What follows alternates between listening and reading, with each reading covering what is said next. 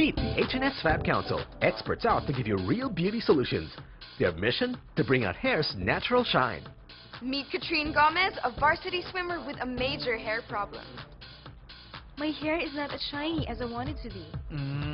Sa tingin ko, too much exposure to the sun and chlorine are partly to blame sa pagkawala ng shine ng buhok mo. Right. Pero it can also be caused by something else, like dandruff. Only one way to find out. Let's check your scalp. This strip test will tell us if you have dandruff. Oh no, look at this. You do have dandruff, Katrine.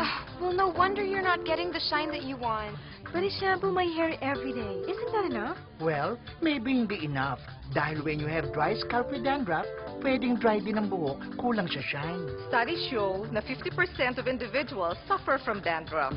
Most of us probably think that ordinary shampoos can get rid of the problem. But my parody is getting shine, not getting rid of dandruff. That's why I go for my shampoos. Yan ang problema mo. But don't worry, I have the right shampoo for you. Eto, use Head & Shoulders Natural Shine and you'll know what I mean.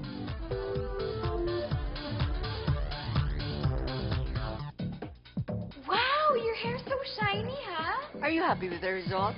When you have dandruff kasi, di ba napapakamot ka, so nadadamage ang hair shaft mo, kaya hindi shiny. Dandruff kasi makes your scalp dry and itchy. At pag kamot ka ng kamot, your hair will only end up looking dull.